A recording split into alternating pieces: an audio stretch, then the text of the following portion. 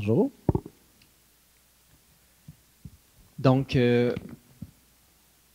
oui, on est producteur maraîcher. Donc, on cultive des légumes.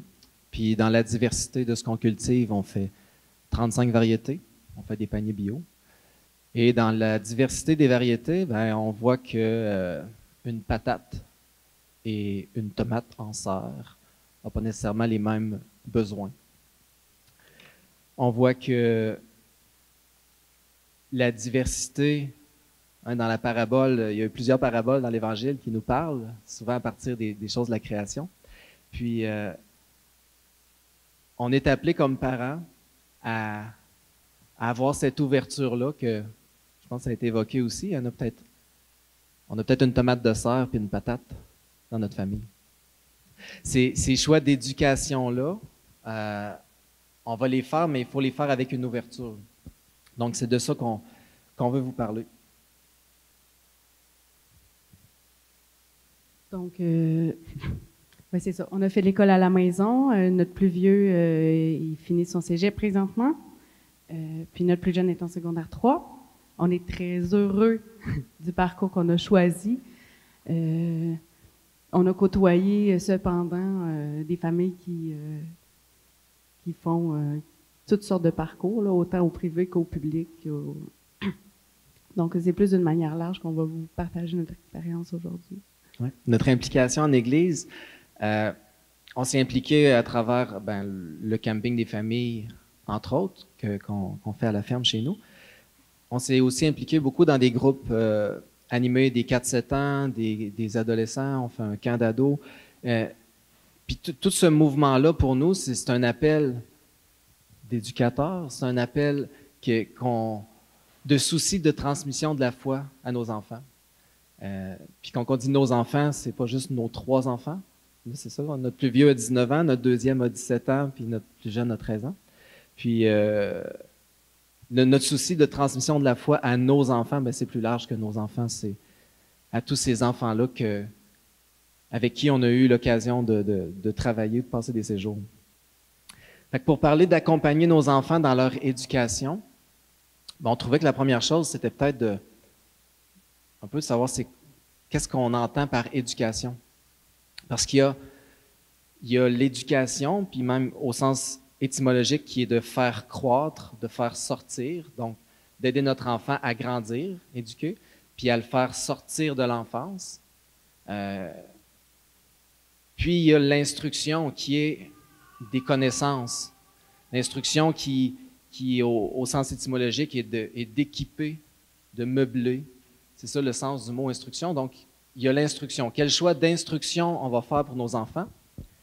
Mais peu importe le choix d'instruction, que ce soit école privée, publique, école maison, notre devoir de parents, c'est d'être éducateur, d'être le premier éducateur de nos enfants.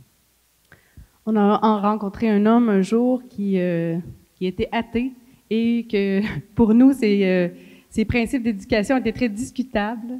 Mais bon, il avait écrit un livre, puis son livre nous a interpellés parce que le titre qu'il lui avait donné, c'était « Comme des invités de marque ». C'est comme ça qu'il percevait ses enfants. Puis ça, on a trouvé ça vraiment très beau. Puis pour nous, c'est vraiment comme un principe de fond. Les enfants que le Seigneur nous donne, si on les reçoit comme des invités de marque, ça reste un mystère. C'est dans ce chemin-là éducatif qu'on a à les accompagner. Fait que notre souci d'éducateur, notre premier souci, c'est vraiment de conduire notre enfant à la plénitude de ce qui est appelé à être. Puis c'est ça notre mission de parent-éducateur. Puis oui, on croit que c'est à travers la foi, en transmettant la foi à nos enfants, qu'ils vont pouvoir se développer parce que c'est notre expérience. On l'a rencontré, on a rencontré plein de gens en Église, mais notre premier devoir d'éducateur, c'est que notre enfant arrive à la plénitude de ce qui est appelé à devenir. Donc, lorsqu'est venu le choix de quel genre d'instruction on allait donner, on s'est assis ensemble. Puis même si à l'époque, on était, je dirais, idéaliste, dans le sens que pour nous, quand on avait rencontré l'école maison, on s'est dit, c'est parfait, c'est le meilleur. Avec le recul, avec plusieurs années d'expérience, plusieurs adolescents, plusieurs rencontres de famille aussi, on a vu qu'il y avait des lacunes dans tous les... Comme M. Boily a dit, il a tout à fait raison, il y a des lacunes dans tous les modes, surtout dans une société où est-ce que la pression contre les valeurs de la foi est forte. Peu importe qu'on fasse l'école maison ou non, les valeurs du monde poussent là, sur les valeurs de la foi.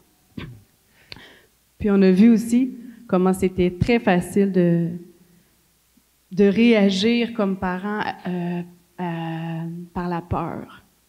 C'est même une peur inconsciente. Peur de mettre nos enfants à l'école car ils vont se faire rentrer dedans. Peur de les mettre à l'école privée pour pas qu'ils visent juste la performance puis être dans une compétition. Peur que nos enfants subissent du rejet à cause de leurs différences. Peur de faire l'école à la maison puis que nos enfants ne sociabilisent pas. Ou inversement, choisir l'école à la maison par peur. Peur de la société, de ce qu'elle pourrait leur mettre dans la tête. Ou choisir l'école publique par peur de surprotéger nos enfants. Je veux surtout pas faire l'école maison. J'ai peur. Il y a plusieurs manières de réagir à la peur. On peut réagir à la peur en disant, finalement, c'est pas si pire que ça, la société, c'est pas si pire que ça, moi, je peux rien faire de plus. Puis finalement, baisser les bras devant un immense défi éducatif qui nous revient comme parents éducateurs.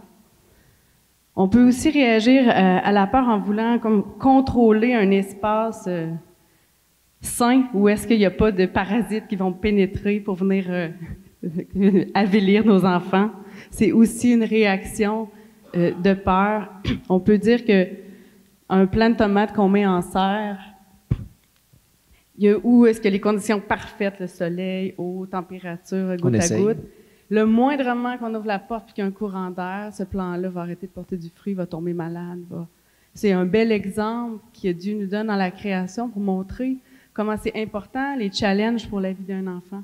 Mais par exemple, un plant de pommes de terre ou un plant de carottes, où est-ce qu'il y aurait une grande sécheresse, qu'il n'y aurait pas l'eau nécessaire, qu'il n'y aurait pas les conditions de vie pour que les nutriments, pour le faire grandir, ça va donner des patates ratatinées qui ne vont pas être mangeables. C'est pareil pour les enfants. Saviez-vous qu'un plant de tomate peut attraper un coup de soleil? Oui. Si on veut sortir un plant de tomate d'une serre et qu'on le prend et on le met dehors, le lendemain, le feuillage va être brûlé par le soleil. Il doit y avoir une acclimatation qui se fait dans le temps. Donc, on parle des peurs, on dit sortir de nos peurs, parce que nous, ça a été notre chemin un peu de dire, sur quoi on va prendre une décision? Parce que oui, on en avait des peurs. On a décidé de choisir sur la vie. Quelle vie je veux donner à mon enfant? Quel mode de vie on veut choisir pour notre famille? Dans quel contexte on a le goût que nos enfants vivent? Puis, chaque enfant a ses forces, a ses faiblesses, a sa réalité, mais qu'est-ce qu'on veut faire jaillir? Puis c'est là aussi que l'appel de Dieu entre en compte, là. Dieu a un appel pour notre couple, pour notre famille, mais un appel pour chacun des enfants.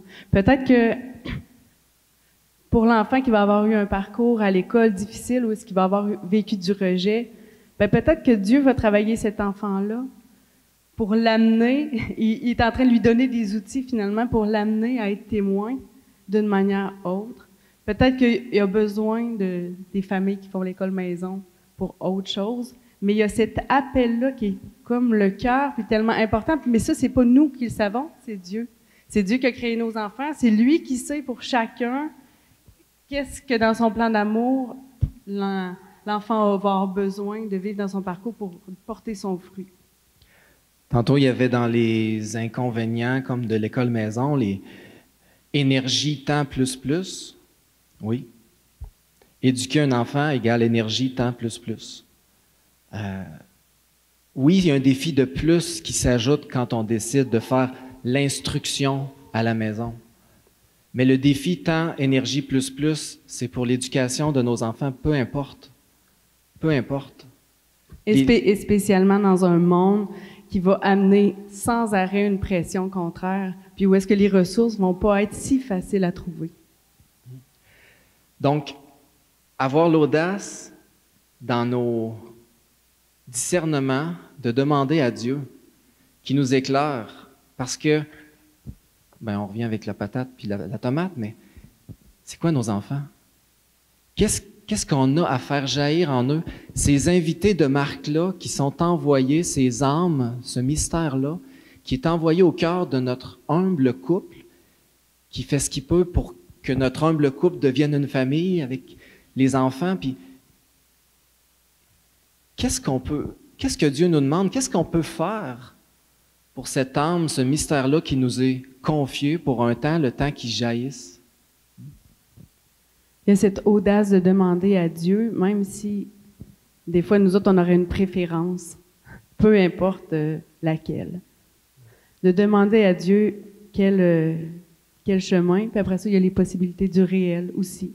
Parce que si c'est juste qu'est-ce qu'on voudrait, peut-être qu'on aimerait bien envoyer notre enfant dans la meilleure école, mais peut-être qu'on n'a juste pas les moyens financiers. Peut-être qu'on aimerait ça faire l'école à la maison, que c'est ça qui nous tient, mais que finalement, on est une mère monoparentale ou il faut travailler parce que notre mari est malade ou peu importe. Dieu travaille dans ce réel-là, puis ça nous aide à discerner les appels que Dieu nous fait. On peut avoir quelque chose au cœur, mais Dieu, après ça, place dans une réalité. Puis ça, c'est hyper important à écouter si on veut faire un choix qui est juste pour nos enfants. Un exemple d'une famille qui nous partageait, eux ont fait l'école maison pendant le primaire, puis la plupart des enfants au secondaire ont pris le chemin de l'école publique, privée, puis différent. Puis ils voyaient leur dernier qui était avec un besoin autre. Puis c'est, mais comment on va faire? On ne voit pas qu'ils puissent continuer à la maison, on ne voit pas qu'ils puissent intégrer l'école privée ou l'école publique, parce que les autres avant avaient pris des chemins tous différents. Puis, tout à coup, il y a eu une aide de providence sur leur chemin qui leur a permis d'envoyer leur enfant à Montessori, parce que c'était qui allait rejoindre ce côté-là tactile, qui avait besoin de façon d'apprentissage, d'être ouvert que si c'est vraiment ce que Dieu veut pour notre enfant, puis qu'on accepte de se laisser bousculer, puis de vraiment chercher, il va nous parler par sa providence, il va nous inspirer. C'est comme si le premier appel, c'est d'avoir cette obéissance du cœur et de chercher d'abord l'appel de Dieu, et pour nous, et pour nos enfants, et pour notre famille. Puis être sûr que si c'est ça, notre premier désir, puis que c'est pas, mettons, que notre enfant devienne le meilleur architecte ou le meilleur, ou peu importe, les autres désirs qu'on a qui sont très bons, mais qui sont pas le premier, après ça, Dieu va mettre sur la route de notre enfant, autant que sur la nôtre, toutes les bénédictions nécessaires pour en faire un chrétien debout. Alors peut-être que la sainteté, dans un cas comme ça, il sera d'accepter de faire les sacrifices nécessaires pour reprendre un enfant qui aurait besoin de faire l'école à la maison pour un temps, pour consolider ses valeurs. On en connaît une famille comme ça, qui ne s'était jamais posé la question de l'école à la maison. En secondaire 3, la jeune était en train de crever. Elle dit « Maman, j'arrive plus. La pression est trop forte. Je ne vais pas tenir mes valeurs. » Les deux étaient au travail. Il n'y avait pas... ont accepté d'entendre le cri de leur fille. La maman, elle aurait été travailler pour 1 an. Ils ont fait l'expérience de l'école à la maison avec leurs 2 enfants. Il y en a une qui est retournée après 1 an, mais avec un regard différent qui a permis d'affronter les dernières années du secondaire avec beaucoup plus d'assurance. Puis il y en a un autre qui est resté à la maison, qui termine et qui est très heureux. Mais d'avoir comme de se laisser bousculer vraiment dans nos certitudes puis dans nos manières parce que nos enfants nous disent puis nous crient à pleine tête pour qu'ils puissent garder leur foi. Donc, en gros, oui, il y a des choix. Ce qu'il n'y avait pas il y a 50 ans ou 100 ans. Oui, il y a des choix aujourd'hui. Puis oui, on est devant un choix. Puis, on dit, reviser nos motivations, peur ou choisir vraiment la vie. On dit, s'ajuster au réel. Puis on dit, avoir l'audace d'écouter l'Esprit Saint. Mais tout ça se base, la base de tout ce discernement-là, ça va être le couple. C'est l'assise. La famille dans laquelle l'enfant grandit, ça va être l'assise. Donc, comment on peut discerner ça en couple? Est-ce que c'est une question de compromis? Est-ce que c'est une question, toi tu penses ça, moi je pense ça? Moi, je vais tirer plus sur mon bord. Non, parce que sinon je finis déshabillé le matin. Est-ce que c'est une question de compromis? Non. C'est une question d'écoute de l'esprit. Puis des fois, l'esprit passe plus par un que par l'autre.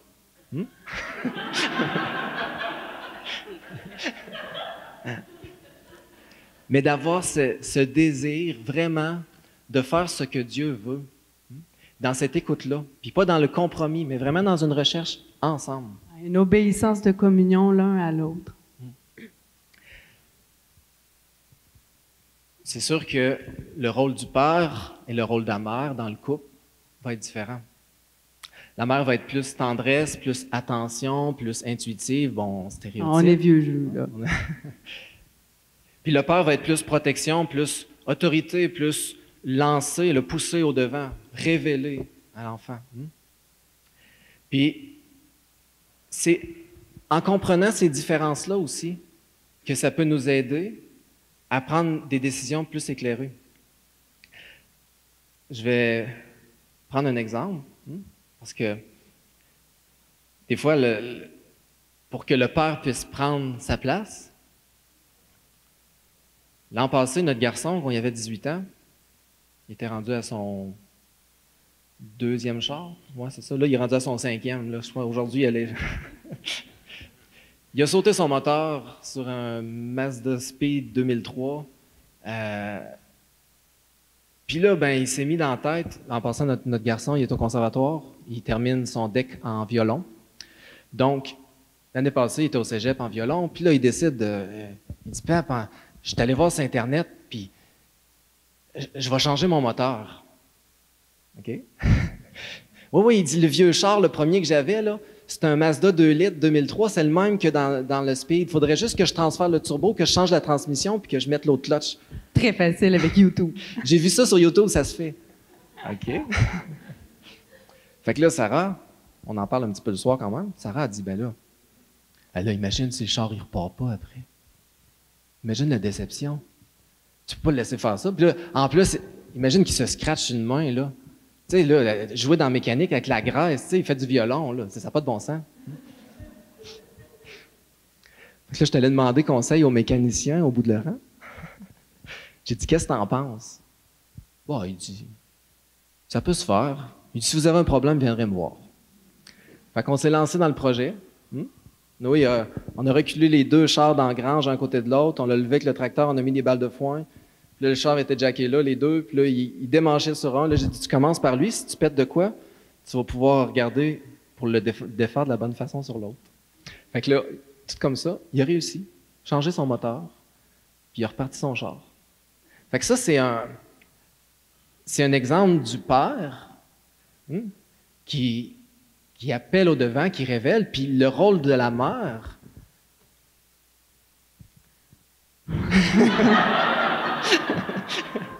Alors, merci les stéréotypes. Bon, alors... On peut parler d'une mère avec... Non, mais une des choses que dans notre couple, on a vécu tellement souvent et qui est tellement difficile parce que c'est tellement dur de se comprendre sur ce point-là, mais souvent, c'est vrai que Dieu donne pas la même chose, les mêmes renseignements aux 2 parents, avec les forces et les faiblesses. Moi, je sais que souvent, j'étais sûre qu'il y a un enfant qui vivait quelque chose de très difficile, mais il n'y a rien qui paraît. Hein, vous savez, après 13 ans, les enfants, il y a bien des choses qu'ils nous disent pas. Mais elle n'avait pas d'argument. Mais j'ai pas d'argument, voilà. Dans mon intuition de mère, je sais qu'il y a quelque chose qui va pas bien. Ça prend un argument. Et que c'est sérieux, mais ça prend des arguments. Il faut que je puisse expliquer les choses. Alors, ça prend beaucoup de temps avant de convaincre le papa de dire, est-ce qu'on peut faire quelque chose? Mais... Bref, souvent c'est arrivé. Et puis à chaque fois que Charles a eu cette obéissance d'amour, à chaque fois, Dieu nous a donné la lumière. À chaque fois qu'on s'est mis à genoux pour quelque chose qu'on savait même pas, à cause de cette comme intuition de la maman, mais que moi je savais que je pouvais rien faire parce que les enfants ils voulaient rien me dire. je savais qu'il y avait juste avec Charles que ça passerait. Lui, il fallait comme qu'il accepte d'écouter mes craintes, mais pour pouvoir, lui, agir. Puis c'est comme cette complémentarité puis communion-là est vraiment comme une clé là, au niveau de l'éducation qui rend nos enfants comme... C'est ça, qui nous fait comme porter attention à ce qu'ils vivent vraiment là, dans leur chemin.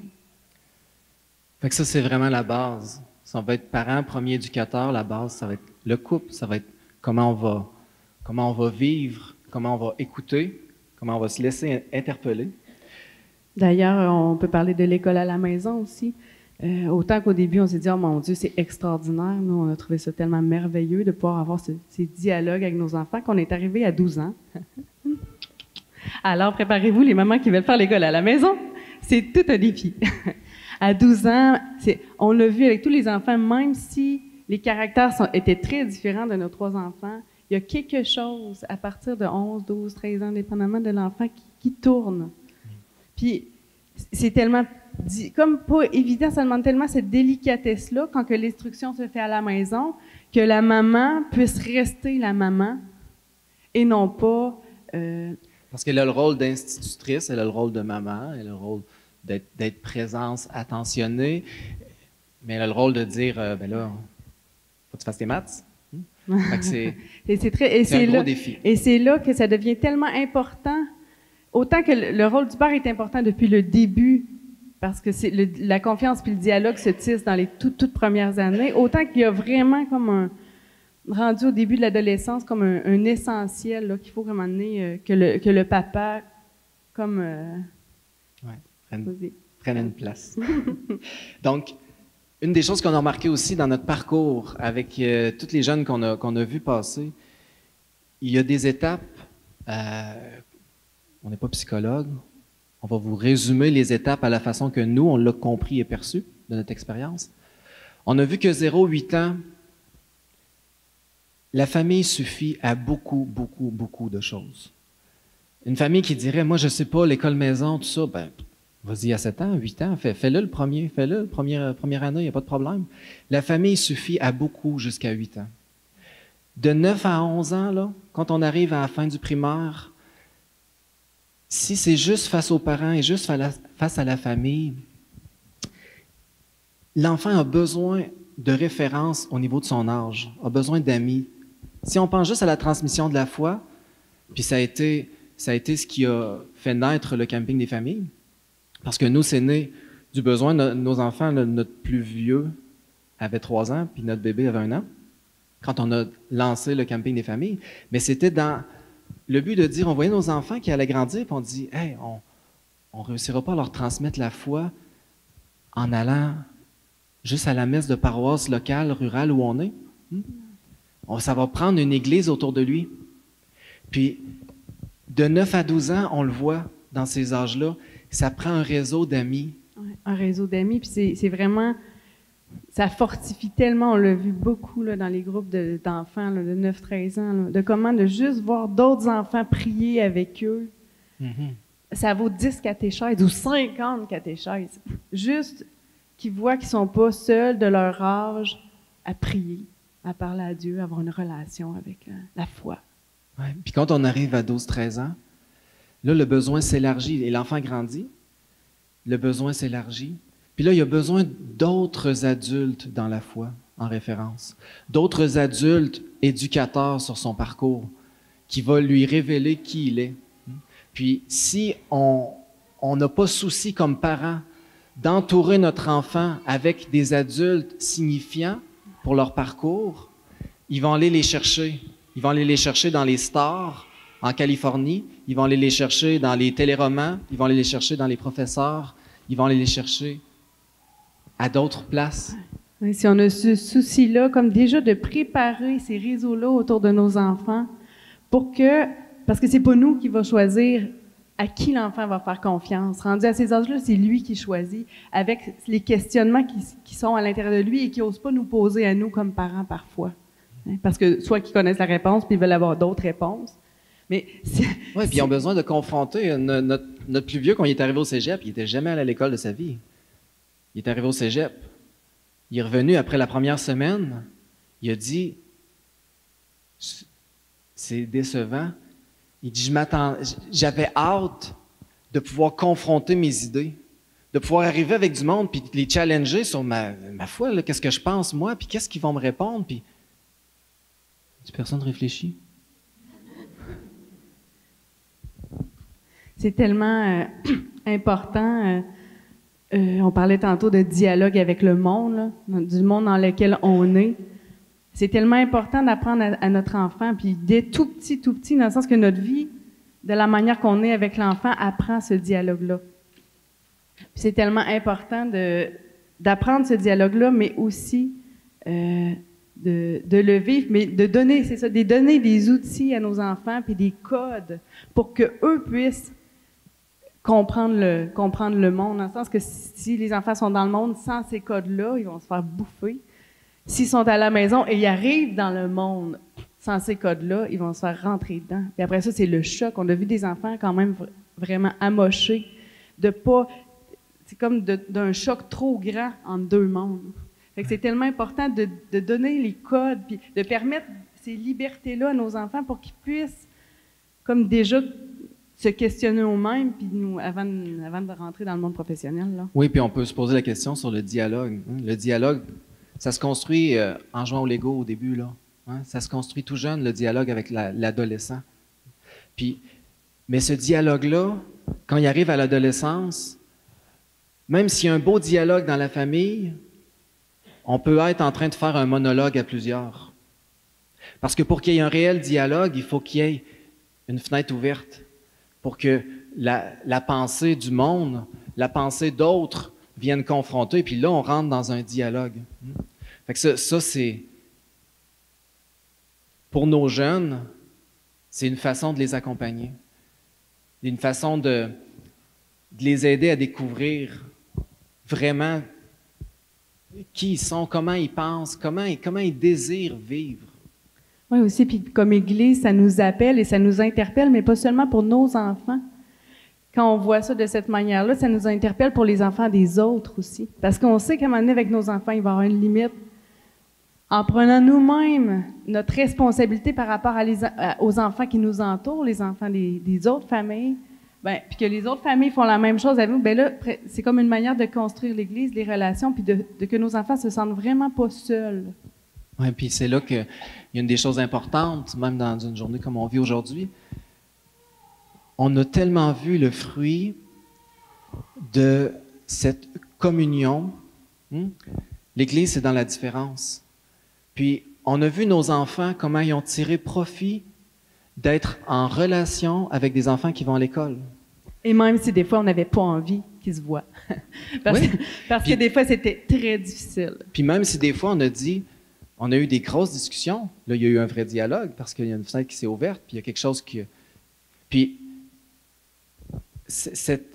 même des fois, on a dit, regarde, non, là, cette personne-là, là, pour 1 mois, on te demande de prendre une distance, puis on en rejase dans 1 mois. D'avoir ça avec nos enfants, de pouvoir les aider à avancer sur ce chemin-là. Ouais, c'est pour les enfants d'école maison, où est-ce qu'à un moment donné, ont besoin de tâter le monde. C'est tellement important d'avoir des amis qui leur amènent, même si ça l'amène même des désirs, des fois, de changer de mode de vie, parce que c'est toujours plus beau dans la cour du voisin, tout le monde le sait. Puis pour les enfants qui vont à l'école, c'est tellement important, on l'a vu par tellement d'exemples, de voir des enfants qui ont d'autres parcours, puis de dire, il n'y a pas juste un chemin, finalement, comme je me fais dire toujours. Non, il y en a plusieurs. Puis il y a le monde fun qui pense d'autres manières. Ce qu'un enfant d'école maison peut apporter à un enfant qui va à l'école, c'est aussi riche que ce qu'un enfant qui va à l'école peut apporter à un enfant d'école maison. C'est juste pas la même chose. Puis c'est là que cette importance de faire Église ensemble, dans cette différence-là, puis c'est ça qui va construire nos enfants, puis c'est là que c'est Gilles Vigneault qui disait « ça prend tout un village pour élever un enfant, mais ça prend toute une communauté pour faire grandir un chrétien. » Oui, le cri des jeunes, on le voit, là, les jeunes, devant comme la crise écologique, devant le terrorisme, devant toutes les maladies du monde, on voit tellement de jeunes qui ont peur d'avoir des enfants, c'est fou. Puis en même temps, c'est pas la peur à cause de ce qui arrive dans le monde, autant que la peur à cause qu'ils n'ont pas de modèle, À cause, c'est comme s'ils ne voient pas d'autre chemin. Parce que si tu écoutes au-delà du cri, c'est pas dire ça n'a pas de bon sens, ça n'a pas de bon sens, ça s'en va dans un cul-de-sac. Le cri qui est en arrière, là, c'est on a besoin de modèles. On va réussir notre devoir de parents éducateurs chrétiens, d'élever des adultes libres, épanouis en étant Église. Trop souvent, on compartimente les gens, on classe dans telle ou telle catégorie. Nos jeunes passeront vers la vie adulte s'ils sont entourés, pas seulement de bons parents, mais d'une belle et grande communauté. On est appelé, et c'est un devoir, à construire la communion entre nous, entre nos enfants, pour nous-mêmes et pour le monde, afin de devenir ensemble le corps du Christ. Merci.